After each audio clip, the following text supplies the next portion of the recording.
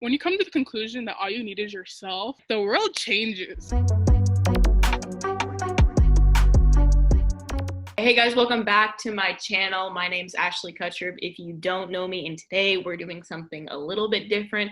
We are doing a podcast with a special guest. This is one of my best friends. We went to high school together. Now we are both college bound. She goes to NYU, but she lives in California, as you can tell by the background. Totally tree. It's the national tree of California, obviously. Native California tree, but you guys knew that. Yes, her name's Naomi. She's pretty cool. I don't know. Maybe not as cool as me. And so without further ado, let's hop into it. Recently, Ashley and I were buddy reading this book on love and loneliness by Jiddu Krishnamurti. We just wanted to talk about it because we have learned some new things. Obviously, we're like young adults. We're both 19. So much of our inner conflict comes from this lack of self-respect, self-love. When you're lacking on all that, you need an external force to fill your bucket. If your bucket is full, then you're happy, you're content, you're satisfied, you're fulfilled. But if your bucket is empty, you need other people to put water in. And because you need other people to put that water in, you're never going to be happy if you need everybody else to contribute to your happiness and your self-fulfillment. When you come to the conclusion that all you need is yourself, when you just are happy sitting by yourself, the world changes. The author of the book that we read, something that he really emphasizes in his book is the difference between being alone and feeling lonely. He says that being alone is when you don't feel a need to escape yourself, when you are by yourself and not needing to have these external things to cling to distract yourself from whatever's going on in your head at that moment. But then when you're lonely, you feel uncomfortable and you feel the need to have external things that distract you from yourself. It's okay to just be alone with yourself. The minute we're alone, we just try to escape it, right? We're just so uncomfortable with hearing everything that's going on in our heads and not having anybody else there to talk to or to make us happy or to try to fill that inner void of insufficiency within ourselves. He talks a lot about the concept of love. What does it mean? What's the true definition? What does it mean in our society? How everybody interprets it differently. Something that stuck with me is you can't truly experience that deep form of love. If you feel loneliness, if you're not content with being alone, you'll never be able to experience that form of love. Basically, every chapter in the book, he tries to explore this idea of love. And basically, through negation, he tells us what love is. So, love is not passion. Love is not sensation. Love is not, what you think it is, basically. It's more of a feeling. Love is not dependency. It made me think about the things I'm dependent on. Also, he talks about love is not comparison. And I feel like a lot of us struggle with comparison, comparing each other either to other people or to who we were in the past or to our expectations. You have what you think your expectation of what you need to be doing is right here. Maybe you need to be getting all A's. Maybe you need to be the best athlete. Maybe you need to be beautiful all the time or skinny or bigger, right? But then there's you here in this moment who may be a B student and is average, right? But you're comparing yourself to this person. You can't love yourself if you're comparing yourself to these ideals. And that's something that really struck me. He also talks about when you want something from somebody else, that's not love. Whenever you're wanting something back from the other person from doing something, you don't love them because you're not giving them freedom, essentially. Freedom. If you're jealous of someone, how can you love them? And so it just kind of brings up this idea of monogamy in my eyes. If you can't let someone explore another feeling because let them follow their heart, you're trying to restrict them, you're trying to possess them. That person is not your coat. He always says that person is not your coat, that person is not your sari, that's not your possession. You need to give people total freedom, or else you're trying to cage them like a bird in a zoo or whatever. Like, is that really love? All the stuff we consume, whether it be on social media, on Instagram, on Netflix, whatever, our entertainment and media says we need other people to like be happy, and we need a certain type of possessive, manipulative love to be happy, and that's just not the case. All the things that are force-fed into us on ideas of romanticism or like of romance and of love that are force-fed to us from a young age, like that stuff is unnatural, but we consume it, we love it, we eat it up, and then we project it onto other people because that's all we know. Do we ever really question it? Can we ever be in a relationship, whether that be a friendship or a romantic relationship, when we allow them more freedom and when we don't want something in return? Innately,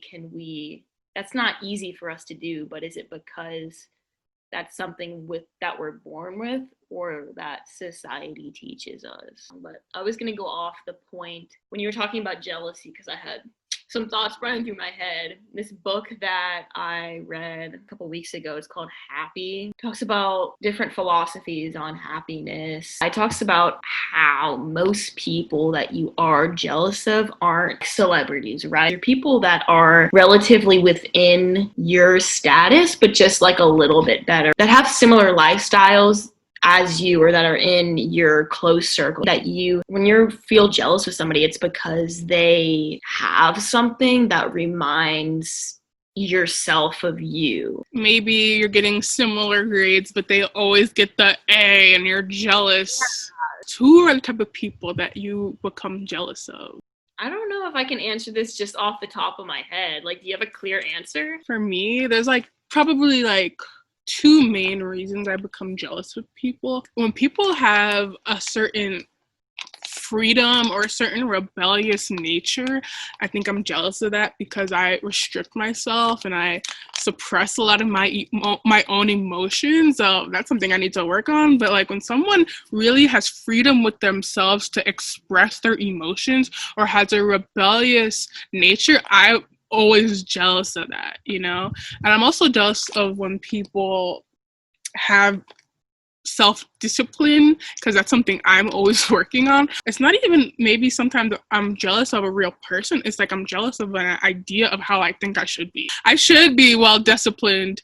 I should let myself express the way I really want to express. So then when someone else is doing that, I become jealous of that. When I was thinking about it, the people that I'm jealous of are the people that really follow their passion, man. They don't let anything stop them. That's what I aspire to be one day, is just to be doing everything that I love to do.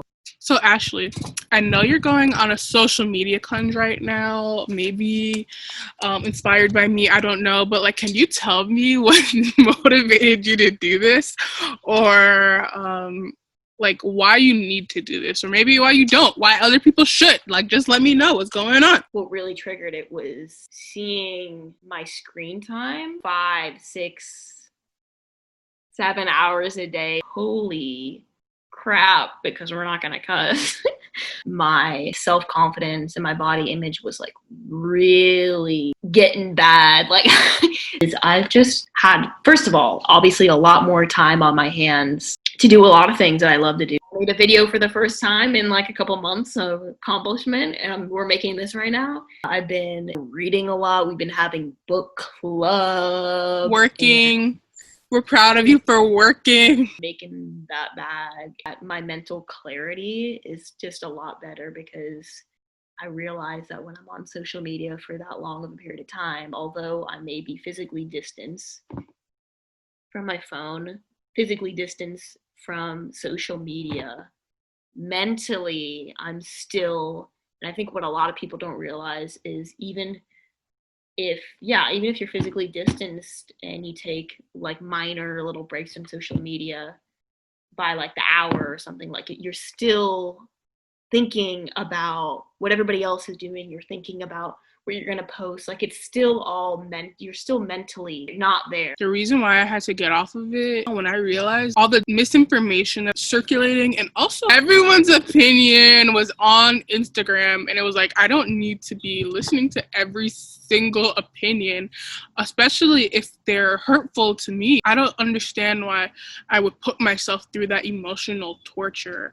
Like, it became less about looking at people's lives and how they're living and is that making me feel some type of way, but it's like people's opinions, everyone deciding to have an opinion on something so important and so base level, like human decency type of stuff, and people being like making it a political issue. Like, I could not deal with that. For me, it was a lot about like just the news that was being shown, like very negative news 24/7. That was all it was. If I'm going to read the news, I'm going to go to reliable sites and stuff. I'll listen to NPR if I need the news. Like, why am I getting my news from Instagram, Facebook? Like, go on like legit sites. I feel like people are so divided on things that there shouldn't be a divide on. The bright side to this is if you are exposing yourself to the world to show how ill-informed and how quick to make a decision,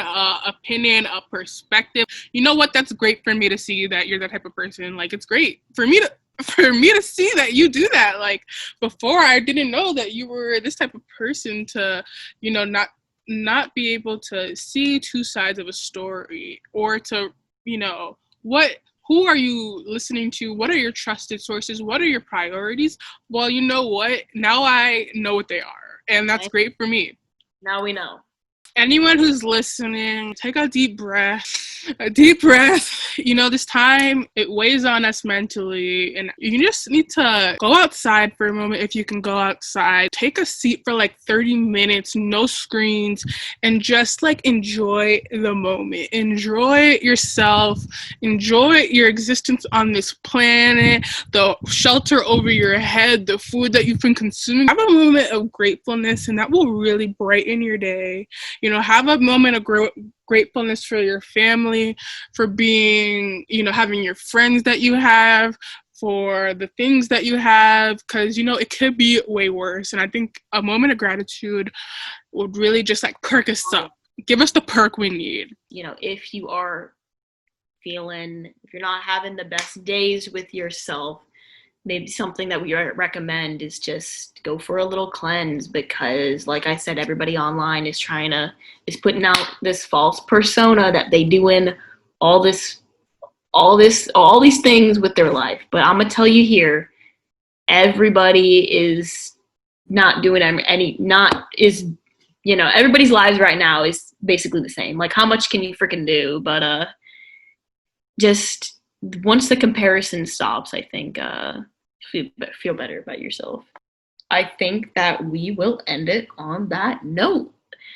But yeah, make sure that you hit that subscribe button so you do not miss out on any future content. Or if me and Naomi decide that we want to film another one of these podcasts, let us know if you want part 2 or 3, if this is part 2. Let us know. People that watch this, let us know. Yeah, let us know. And without further ado, I'll see you guys next time. Bye.